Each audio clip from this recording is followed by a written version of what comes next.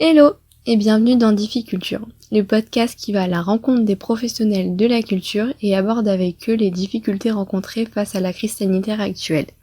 Dans l'épisode d'aujourd'hui, on se retrouve au cinéma Le Conti à l'Isle-Adam dans le Val d'Oise, aux côtés de Franck Gramont, son directeur, et de Marine, une de ses salariées. Merci beaucoup de nous recevoir aujourd'hui pour le podcast. Donc premièrement, je vais vous laisser présenter le cinéma Le Conti pour les personnes qui nous écoutent. Le cinéma Le Conti, en fait, c'est 100 ans d'histoire déjà. 100 ans en 2020. En fait, ça a commencé même en 1914 avec un forain qui était venu sur l'île Adam et qui faisait de la projection de lanternes magiques. Et au retour de la guerre, sa femme était restée sur place pour garder le chapiteau et en 1920, ils ont décidé de construire un cinéma en dur. Qui est là, qui a été d'abord, au début on était sur une salle, on est passé sur 3 salles en 1976, donc ça a mis quand même un petit bout de temps, et on est passé sur 5 salles en 1986. Donc le cinéma avant s'appelait Le Lumière, ce qui était en hommage aux frères Lumière. On est passé au nom de Le Conti en donc 1986 avec les 5 salles, et en fait là on s'est rapproché de la ville de l'Isle-Adam. Vraiment la ville de l'Isle-Adam c'était les Princes de Conti, donc plus rien à voir avec le cinéma, c'est plus voilà un patrimoine culturel de la ville de l'Isle-Adam, mais qui reste donc sur le cinéma. Donc ça c'est pour la présentation un peu historique. Le cinéma a pas bougé depuis donc 86. Par ça, il y a eu toutes les évolutions techniques. C'est vrai que le cinéma, on a été équipé des dernières technologies, aussi bien le numérique en 2010, le son Dolby Atmos en 2013. Après, les salles évoluent tout le temps, le personnel, les idées, les événements. C'est peut-être maintenant plus ce qui évolue dans un cinéma que vraiment le lieu en tant que tel. Pouvez-vous vous présenter et décrire chacun votre parcours et en quoi consiste votre métier? Donc moi c'est Franck Gramont, donc je suis le directeur du cinéma. Le cinéma est familial depuis 1962. Je suis la 3e génération, je l'ai repris donc l'année dernière en 2019. Voilà, on est une équipe de 4 personnes. Là aujourd'hui on est que 2, Marine se présentera juste après. Moi je m'occupe en tant que directeur on va dire de la direction, c'est assez... Avec 4 personnes, il n'y a pas grand-chose à diriger. On s'occupe un peu de tout, c'est un poste polyvalent. Donc moi c'est plus la création de visuels, l'organisation, la co-organisation d'événements, après l'accueil du spectateur et vraiment toujours être à l'écoute du spectateur le plus possible. Je laisse la parole à Marine. Donc moi je suis arrivée l'année dernière, j'ai fait un stage de 3 mois pendant les vacances d'été et j'ai été embauchée juste après. Donc je m'occupe principalement de la communication et de l'événementiel, donc trouver des idées de soirées à thème ou d'événements un peu plus simples, créer les visuels aussi, faire toute la communication sur les sorties des films par semaine, et puis un peu tout ce qu'il y a à côté. Je m'occupe aussi de l'accueil à la caisse, du bar, et je m'occupe aussi un peu de la cabine, de faire les playlists, ce que vous voyez en salle sur les écrans. La programmation aussi, voilà. Yeah. Choisir les films toutes les semaines, définir les horaires. J'ai fait un master cinéma à la fac à Paris, que j'ai validé cette année en septembre. Donc ça c'est intéressant, plus une formation service civique sur les scolaires et l'animation sur jeune public. Sur l'animation périscolaire, c'est ça. Ouais. En quoi votre métier a-t-il évolué depuis que vous avez commencé à le pratiquer? Pour nous, c'est assez récent. Je disais, le cinéma, j'ai repris en 2019. Après, moi, je suis là depuis bientôt 40 ans. Donc, je l'ai vu évoluer effectivement sur l'agrandissement, sur le plus grand changement vraiment a été le passage au numérique en 2010, avec l'arrivée de la 3D dans toutes les salles de France, avec les technologies, ça a vraiment bougé. Un cinéma, ça reste assez basique. C'est vrai que nous, on avait encore des ouvreuses. On aurait pu les garder. Malheureusement, en fait, ce qui nous a le plus impacté, nous, c'est l'arrivée de la concurrence à Chambly, d'un Mégarama où on a quand même perdu à peu près 80 000 spectateurs sur nos 180 000, ce qui nous a mis en péril parce qu'un cinéma, pour être à l'équilibre, on considère 100 000 spectateurs. Donc, on n'est vraiment pas passé loin de tout perdre. Et en fait, c'est ça qui a vraiment en fait changé, parce que sinon, un cinéma, c'est comme tous les lieux, en fait, on devrait avoir vraiment du personnel ou des gens qui sont à l'écoute du public, qui sont là pour les accompagner, les servir en salle si besoin. Malheureusement, avec l'arrivée de la concurrence, on réduit les effectifs parce que malheureusement, on perd des spectateurs. Ce qui a le plus impacté vraiment le métier, c'est la construction des grands multiplex, des grandes salles qui, en plus, avec le temps, et on le voit de plus en plus, sont en train de se tuer elles-mêmes parce que les prix montent tellement que les gens vont plus au cinéma. Et donc en plus avec l'arrivée, ils devraient baisser les prix parce qu'avec la télé, ça donne plus envie aux gens d'aller au cinéma. Et c'est ça la plus grande évolution, c'est les multiplex dans les années 2000 ont vraiment voulu prendre tout le gâteau et on fait un peu risquer tout ça. Et après niveau technologique, c'est 2010 le numérique qui a permis de proposer un peu plus de films, on va dire. Et voilà, l'événementiel est devenu un point fort des cinémas. On se rend compte qu'il faut vraiment proposer toujours plus de séances, d'événements avec des acteurs, réalisateurs, débats ou autres. En quoi votre manière de travailler s'est-elle modifiée pour correspondre aux besoins et contraintes de la période actuelle? C'est encore compliqué. Déjà, le chômage partiel, ça c'est quelque chose qui a été mis en place dès le début. On a la chance en France d'avoir le chômage partiel qui est accessible à peu près à tous nos salariés si on en a besoin. Donc on a réduit forcément nos séances. Les sorties de films aussi, ça a été impacté. Il y a eu moins de films, mais aussi nous, avec moins de séances, moins de films proposés et moins de films qu'on pouvait nous sortir. Après, voilà, l'accueil du public, on a dû effectivement... Pour un cinéma, on l'a vu, c'est vraiment très bien respecté, mais on a dû séparer les fils, guider les gens. On a de la chance, notre caisse était déjà entourée de plexiglas, enfin même de verre, donc c'était assez sécurisé. Mais mettre du gel, le port du masque, la prévention dans les salles, toujours le répéter aux spectateurs, être à l'écoute des gens inquiets aussi. Que ce soit avec le port du masque ou sans le port du masque, parce qu'il y en a qui étaient inquiets que les gens portent pas le masque, et il y en a qui sont inquiets de devoir porter le masque pendant 2 heures parce que la séance c'est long, et les gens qui consomment de la confiserie. Enfin, un peu tous les postes ont été revus. C'est vrai que l'événementiel, on a dû vraiment drastiquement réduire parce qu'on pouvait plus accueillir autant de personnes, même si on a réussi à faire une très belle soirée Retour vers le futur. Projection de 30 jours max avec l'acteur et réalisateur Tarek Boudali, où là c'était vraiment très bien. On n'a pas rempli les salles en fonction de la jauge, qui est un des points aussi qu'il a fallu réduire. Mais voilà, à ce niveau-là, tout a été mis en place dans les cinémas, et c'est un peu là-dessus que se bat vraiment l'ensemble de la branche cinéma depuis les annonces, et que nous, on a vraiment respecté toutes les mesures. Qu'on a des lieux, voilà, des grandes salles, contrairement à beaucoup d'établissements ou de commerces, où les gens peuvent être distanciés, peuvent être en sécurité. Est-ce qu'à cause de la crise sanitaire, le cinéma il a connu une baisse de fréquentation? Alors oui, effectivement, c'est vrai que le cinéma... Dans son ensemble, on va dire que c'est 212 millions en France. On le constate, je crois qu'on est à même pas 60 millions cette année. Donc c'est 4 fois moins. 4 fois moins, donc ça fait 75% de moins. Et nous, on est en fait entre 70 et 80% de pertes sur toute l'année aussi, comme l'ensemble de la branche en fait. Donc on a vu un peu les chiffres. En général, donc comme je vous disais, on faisait 110 000 spectateurs. On est remonté en 2019 enfin, justement avec l'arrivée de Marine et tous les événements, à 120 000 spectateurs. Cette année, si on atteint les 30 000, c'est vraiment maximum. Donc une perte, voilà, vraiment de 75-80%. C'est assez monstrueux. C'est vide à ce niveau-là. Tourner avec des séances, une seule personne dans la salle. Oui, c'est vrai que... Tellement il y avait peu de monde. Ouais, c'est assez souvent, ouais. Des séances même où il y avait personne. Ouais. Là-dessus, c'est vrai, ouais, des séances où il y avait... Parce que les gens ont mis beaucoup de temps à revenir dans les salles. Ouais. Parce que il y avait les vacances, la peur de venir, un espace confiné. Le manque de films attractifs, voilà, sur toute la période, le report des films, ouais. Plein de points que j'allais aborder. Du coup, quelle est la capacité des salles en temps normal et quelles sont les jauges avec le coronavirus? Alors on est à peu près à 756 spectateurs au total. On va d'une petite salle de 61 places à la plus grande de 250 places. Voilà, on a donc 5 salles. Donc dans l'idéal, en faisant 4 séances, on pourrait faire 2800 spectateurs par jour sur 360. On pourrait accueillir pas loin de 300 000 spectateurs par an. Là on est à 30 000 spectateurs.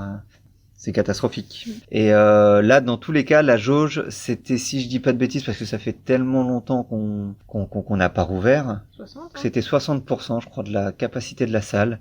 Donc sur 250, ça représente 150 personnes, ce qui reste correct. Et en sachant que sur 150 personnes, en moyenne par séance, on avait 20 personnes. Donc même avec cette capacité en fait de jauge autorisée par l'État, on était largement en dessous, ce qui fait qu'en fait, on aurait pu rouvrir même en respectant vraiment drastiquement toutes les mesures. Les cinémas... À part pendant les vacances, où on a eu un peu de mal à jongler avec les films dans les salles, c'est-à-dire que des fois on se retrouvait avec, dans la grande salle, on avait que 10 personnes, et en fin de compte on avait programmé un film dans une plus petite salle, et les gens se retrouvaient, on devait refuser 1 ou 2 personnes parce que on avait atteint les 60% de remplissage de salle. Mais parce qu'on s'était dit, ce film-là, à cette heure-là, devrait bien marcher, donc on va le mettre dans la grande salle, et puis en fin de compte, surprise, non, c'est un autre qui a mieux marché, et il s'était retrouvé dans une petite salle où on pouvait accueillir une trentaine de personnes et puis peut-être plutôt une quarantaine de personnes qui sont venues. Ouais, c'est ça, ouais. Ouais, effectivement, on a eu ce problème. Ça, c'est le problème d'avoir des petites salles et on sait vraiment pas quand le public va venir pour tel ou tel film. On essaye, les films en font la journée. Peut-être une question sur laquelle on reviendra plus tard, mais voilà, c'est toujours difficile de jauger et les gens sont toujours là où on les attend pas et donc on a eu ce problème. Mais en soi, on restait quand même en dessous de la capacité. C'est vrai que c'est arrivé une ou deux fois, ouais. Pas plus. Et du coup, comment avez-vous choisi les films à l'affiche pour la réouverture cet été ? Alors, comme pour, en fait, là, au 15 décembre, on en parlera après, mais c'est vrai qu'en fait, nous, l'ensemble du cinéma, quand on est exploitant de salle, on est vraiment soumis aux films proposés par les distributeurs, on est en bout de chaîne, et les distributeurs ont décidé au 22 juin que les films du mois de mars à l'arrêt quand on s'est arrêté le 15 mars devaient revenir en priorité sur les écrans, ce qui était normal parce qu'ils n'avaient pas pu bénéficier vraiment d'une bonne exposition, même s'il y a eu un problème, c'est qu'ils sont sortis en VOD entre-temps pour certains. Donc c'est vrai que certains sont sortis en VOD, ont dû revenir en salle. C'est des exigences un peu des distributeurs qu'on comprend. Et nous on propose les films, voilà, vraiment, donc on a respecté, on était sur les films, je crois qu'il y avait De Gaulle en avant, La Bonne Épouse, vraiment des films qui étaient là avant le premier confinement, qui sont revenus au 22 juin, et après, petit à petit, comme les films ont été décalés, on a pu avoir accès aux nouveaux films, donc en fait c'était à partir du 22 au 29 juin, on a repris les films d'avant, et petit à petit on a pu revenir en fait à une programmation classique avec les sorties mensuelles, enfin hebdomadaires, même. Et puis, vu qu'il n'y avait pas non plus beaucoup de films qui étaient proposés par semaine, beaucoup de nouveautés, il n'y avait pas le problème de se dire il y a trop de films qui sortent, faut qu'on fasse des choix, celui-là, bon bah on va le sacrifier, on le prendra peut-être plus tard. Là, il n'y avait pas énormément de choix, donc on se disait bon bah voilà, on prend les films qui sortent, Scooby, je sais plus ce qui est sorti. Ouais, on sait plus, c'est une année tellement particulière en fait que... Après, ce qui a été compliqué, c'était Tenet qui était prévu au 22 juillet, qui a pas arrêté d'être repoussé. On le repousse de 2 semaines, peut-être encore de 2 semaines. Mulan, c'est pareil, on le repousse. Ça, c'était un peu compliqué de se dire, parce qu'on essaye souvent un peu de prévoir la programmation sur un peu à l'avance, 2 semaines à l'avance, de se dire, tiens, peut-être dans 2 semaines, on sortira ça, donc on aurait peut-être de la place pour prendre celui-là en rattrapage. Puis vu que tous les films bougeaient tout le temps, c'était super compliqué de faire la programmation. On a fait avec ce qu'il y avait. Et du coup, selon vous, est-ce que la programmation, elle a un impact sur la fréquentation? Et est-ce que l'absence aussi de production américaine, ça joue aussi Nous, on pense que oui. Et en fait, j'ai l'impression que toute la branche cinéma, parce que beaucoup étaient là, non, mais les Américains, on peut s'en passer. On s'est rendu compte qu'en fait, non, c'était impossible. C'est vraiment... déjà, c'est eux qui sortent le plus de films par an, donc plus il y a d'offres, plus il y a de spectateurs parce que tout le monde s'y retrouve. Ils ont beaucoup plus de production. On l'a vu justement hier avec une interview où on voyait que les studios américains, ça pouvait aller de 15 films par an à 28 films par an. Donc ça fait quasiment un toutes les 2 semaines. Des gros films. Et c'est des studios américains, mais avec des productions des fois des films français. Donc c'est ça qui est assez surprenant, c'est que eux-mêmes sortent des films français dans des studios qui sont... Enfin, c'est compliqué parce que c'est des filiales françaises, mais de studios américains.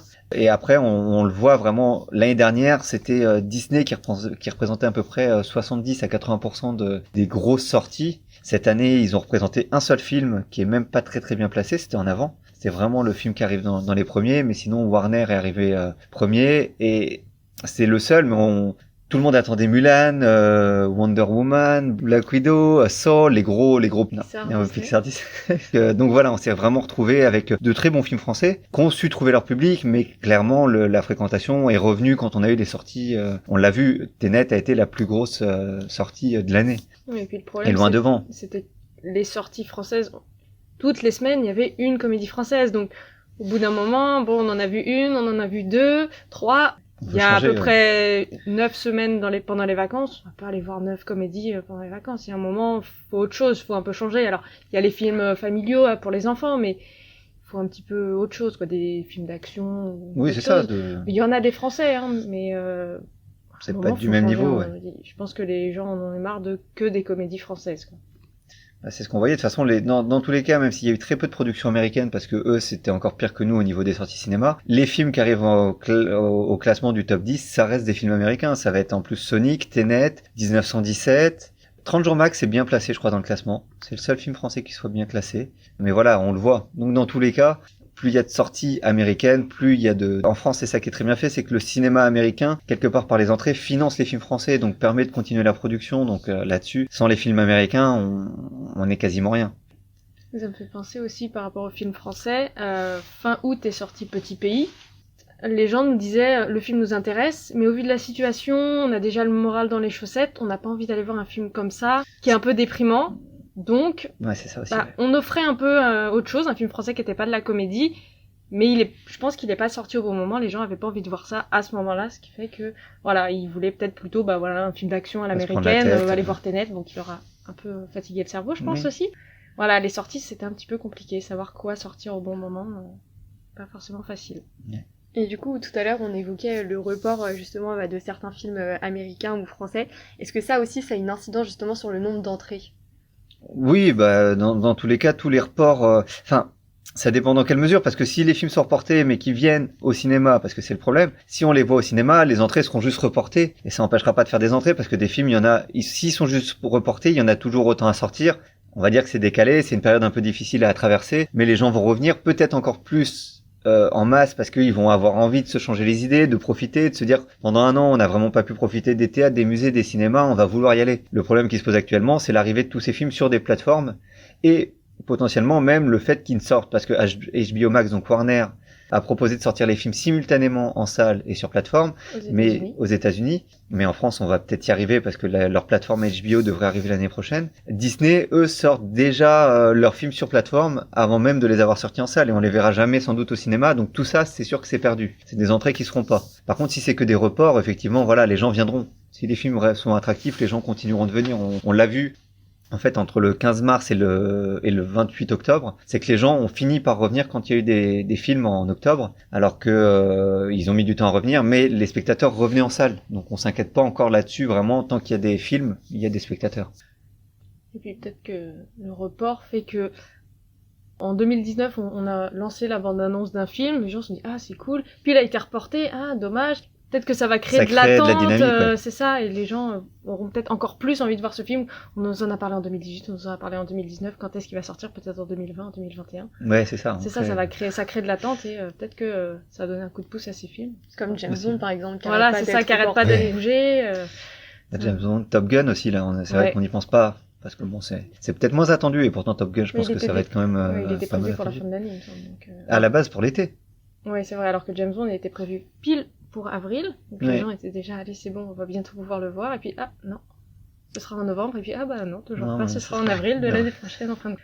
Et Kaamelott, qui reste un film français pour le coup, parce qu'il y a Fast and Furious, il y a, comme on disait, Wonder Woman, Black Widow, mais il y a Kaamelott, un grand film français qui devait sortir, qui est repoussé, on ne sait pas à quelle date. Il y a Comment je suis devenu super-héros, qui est aussi un gros film français. On a Les Tuches, qui était notre comédie de l'été, de l'hiver, de l'été. Bah, qui va bientôt être notre comédie de l'été au final. Vu que c'était Les Tuches, ça se passait à Noël, mais là ça va se passer à Noël, mais ça sortira en février, donc on verra bien. Du coup, j'ai vu que vous aviez lancé un concept de Pop & Go. Est-ce que vous pouvez nous expliquer en quoi ça consiste et pourquoi vous l'avez mis en place? Alors, le Pop & Go, bah, c'est vraiment, voilà, c'est un peu comme toutes les boutiques qui ont, enfin, nous, le cinéma, c'est vrai que si les gens viennent pas, on peut rien faire. Nous, c'est vraiment un lieu où les gens vont pas acheter pour consommer à la maison. C'est vraiment le cinéma, ça se passe sur place, comme les théâtres, les musées. Et on a vu que les théâtres avaient pu proposer leurs œuvres en streaming. Les musées, pareil, l'accessibilité à toutes leurs galeries d'œuvres d'art en ligne. Le cinéma, il y a déjà les plateformes. En fait, nous, on peut pas diffuser nos films. C'est pas nos films d'ailleurs. Nous, rien ne nous appartient. Donc, on s'est dit, pour garder un peu le contact avec les spectateurs, déjà, ça fait depuis le premier confinement qu'on avait pas mal de jeux en ligne, des tournois où les gens peuvent voter pour leur film préféré, leur acteur préféré, leur actrice. On avait voilà un peu des blind tests musicaux, mais c'est vrai qu'on s'est dit qu'il fallait peut-être un peu se diversifier. On a vu d'autres cinémas qui avaient un peu lancé le même concept. C'est comme le click and collect, mais à notre échelle, donc avec de la confiserie, agrémenté par la suite avec de la vente d'affiches. Et après voilà, on essaie de mettre en place tout ce qu'on peut pour garder le contact. Le but c'est même pas vraiment de gagner de l'argent parce que ça reste vraiment minime. C'est juste les gens ils se disent bon bah voilà, le cinéma Le Conti est là, il est vivant, ils font quelque chose. C'est des sommes qui représentent même pas 1% de l'année dans un cinéma. Donc c'est vraiment, le but, c'est vraiment juste ça a permis de payer les décorations de Noël pour la réouverture. On rouvre pas, bon bah voilà, on a payé les décos, c'est pas grave. Ça permettra de payer peut-être autre chose, des soirées. Nous, le but à la base de la vente d'affiches, qu'on viserait un peu moins la vente d'affiches, c'est de faire des soirées. On avait prévu la soirée James Bond, la soirée Fast and Furious, on avait fait Retour vers le futur, on devait prévoir Jurassic Park. Après des thématiques un peu plus compliquées avec Un pays qui tient sage, qui est un film sur les violences policières. On devait faire également une soirée débat, un film autour du miel. Enfin, il y a plein de choses à mettre en place. Et en fait, le but, c'est de créer un peu de trésorerie qui permettent de générer ensuite d'autres choses pour les spectateurs. On a décidé, alors pas dès le début du confinement, parce qu'il a fallu qu'on réfléchisse à qu'est-ce qu'on pouvait mettre en place, qu'est-ce qu'on pouvait faire pour garder le contact, pour montrer que le cinéma, bien qu'on soit fermé, était pas mort. Ouais, c'est ça. Donc on a décidé de faire des stories donc sur Instagram et Facebook où tous les jours on propose un conseil de film, donc disponible soit sur Netflix ou Amazon, en se disant que bon, les gens ont généralement un abonnement à une des deux plateformes chez eux. Et après différents jeux, ça va du quiz où on pose des questions QCM un peu, sur différents sujets, du blind test, des visuels d'affiches un peu modifiés où il faut retrouver quel est le film, des citations de films, des images où il faut trouver de quel film ça vient, et on propose ça tous les jours. Chaque semaine, on propose des tournois, donc on avait proposé d'élire le film préféré de tous les temps, l'acteur préféré, réalisateur, actrice. On a mis ça en place dès le premier confinement. Une fois que le confinement était terminé, on a arrêté les jeux pour se consacrer vraiment à l'activité principale du cinéma, la programmation et tout ça. Et quand le deuxième confinement est revenu, on a relancé ça. Donc on continue là toujours, un conseil de film par jour. Et le mercredi et le dimanche, conseil de film, un film grand public, un film plus pour les enfants. On essaye de continuer de faire vivre un peu le cinéma. Et puis on a mis aussi en place depuis le 1er décembre un calendrier de l'Avent virtuel. Où donc tous les jours on poste un visuel relatif à un film, une question par rapport au film, et on fait gagner, ça va des affiches de films, on fait gagner des places de cinéma, des fois des menus popcorn, et après on a un peu des goodies en partenariat avec l'Imaginarium, la librairie de l'Isle-Adam, donc des livres. On va faire gagner de la bière, ça c'est pas encore annoncé, mais voilà. Et on a aussi des t-shirts à faire gagner, des bobs, des chapeaux, tout différents lots pour un petit peu varier les plaisirs jusqu'au 24. Ouais. On a vu avec le Pop & Go, quelle part de votre chiffre d'affaires représente la partie confiserie en temps normal? En temps normal, ça doit représenter 10-15% de notre chiffre d'affaires total. Donc c'est pas énorme, mais ça c'est le chiffre d'affaires total, on va dire toute taxe comprise, parce qu'après en fait on a toute la partie chiffre d'affaires des entrées qui part chez le distributeur, qui part après dans les salaires et autres. Mais c'est vrai que la confiserie, ça représente pas grand-chose, 10-15%, mais en fait, à la fin de l'année, une fois qu'on a retiré toutes les taxes et autres, c'est peut-être ce qui rapporte le plus à un cinéma. Donc ça reste important. C'est un de nos gros problèmes depuis l'arrivée de Megarama. Bon, quelque part, on a perdu en fait beaucoup de spectateurs qui sont consommateurs de gros films, de confiserie ou autres, qui vont moins dans les petits cinémas, et donc on a perdu une part importante de consommation de confiserie. 10-15%, ça reste correct. Nos prix sont très très corrects par rapport aux autres établissements. On essaye de revoir ça un peu tout le temps. Le but c'est que le spectateur puisse y retrouver. Pour l'instant, une place de cinéma, un pot de popcorn, on peut facilement s'en tirer. Alors bon, on a toutes sortes de réductions, donc en gros on va s'en tirer pour 8 €, place et popcorn compris. Sauf si vraiment on n'a pas de chance, parce qu'il y a des réductions pour tout le monde ici. Au final, les coûts fixes, c'est un popcorn, le prix va être toujours le même, alors qu'une place de cinéma, on va varier entre 4,50 € pour les moins de 14 ans et jusqu'à 9 € notre tarif plein. Mais c'est vrai qu'on a des réductions pour les moins de 25, les plus de 60, les chômeurs, les militaires. C'est vrai qu'on n'a pas refait le point là-dessus, on attend le bilan de l'année. Est-ce que le virus a freiné la consommation de confiserie de certains spectateurs lorsque vous avez rouvert cet été? C'est compliqué à dire parce qu'en fait, il y avait le port du masque obligatoire, qui est arrivé d'ailleurs fin août, je crois, port du masque obligatoire dans les salles. Justement, en fait, les gens... C'était en fait ce qu'avait dit la ministre de la Culture, Madame Bachelot, c'est qu'en fait, si on consommait de la confiserie, on pouvait enlever son masque. Donc en fait, on se demande pas si les gens consommaient justement. Ils prenaient même un petit popcorn et en fait, le temps du film, ils pouvaient retirer leur masque en mangeant leur popcorn tranquillement. Et c'est ça qui est un peu en fait ambigu, c'est qu'ils nous ont laissé le droit d'enlever le masque pour manger de la confiserie. Pour autant, il fallait avoir le masque pendant tout le film si on n'en mangeait pas, ce qui est un peu ridicule vu que les autres étaient en train de grignoter autour de soi et que dans un cinéma tout le monde mange. Et pour autant, les salles étaient pas remplies, donc ça gênait pas. Enfin, c'était compliqué. C'est pour ça que le 15 décembre, la réouverture a un peu surpris tout le monde du fait de son annulation, parce que tout le monde se disait qu'on avait la capacité de rouvrir en faisant respecter. Il y a des pays, d'ailleurs la Belgique, je crois, et la Suisse, où la confiserie est interdite pour cette nouvelle réouverture. Pareil, ils devaient rouvrir le 19 décembre. C'est repoussé aussi en janvier. Malheureusement, donc vous n'avez pas pu rouvrir le 15 décembre. Comment envisagez-vous la réouverture prévue le 7 janvier et quels films seront à l'affiche?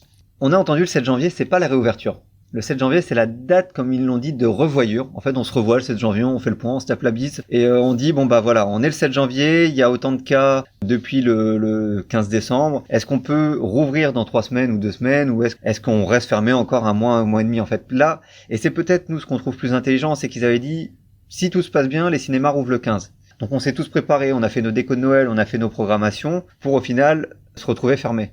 Là, ils ont dit on se voit le 7 et le 7, si tout va bien, vous pouvez recommencer à bosser sur votre programmation pour 3 semaines plus tard. Si le 7 ça va pas, on rouvrira encore plus tard. Et ce qui est pas plus bête que de se dire non, on rouvre le 7 et en fait on dit non, vous rouvrez pas le 7. Donc, si les cas ont réaugmenté depuis le déconfinement, là avec les fêtes, ça va sans doute pas se calmer tout de suite. Donc le 7 janvier, on sera sans doute encore en pleine crise. Là pour l'instant, on rouvrira pas. Nous, ce qu'on espère, c'est une réouverture au 27 janvier.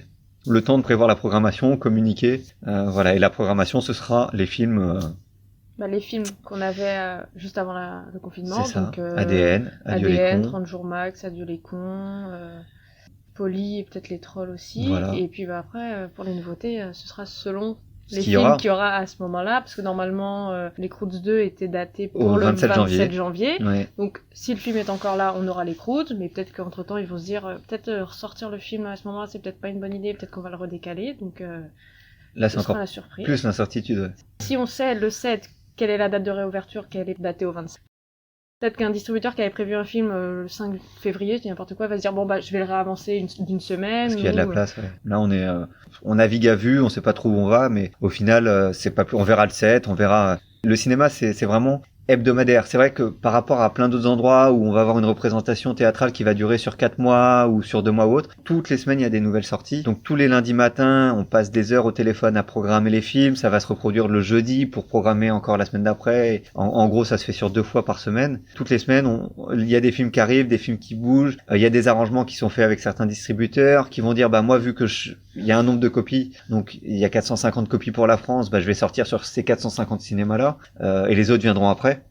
Souvent, nous, comme on a de la chance d'avoir 5 salles, les films des 300, 350 copies, on peut les avoir dès la première semaine. Après, tous les films qui sont en dessous, ça va être soit réservé aux salles à essai, parce que c'est des films vraiment avec le classement, soit des films gros publics qui vont aller directement dans les multiplex. Et nous, on sera pareil après. Là, c'est plus sur les films d'horreur ou les films.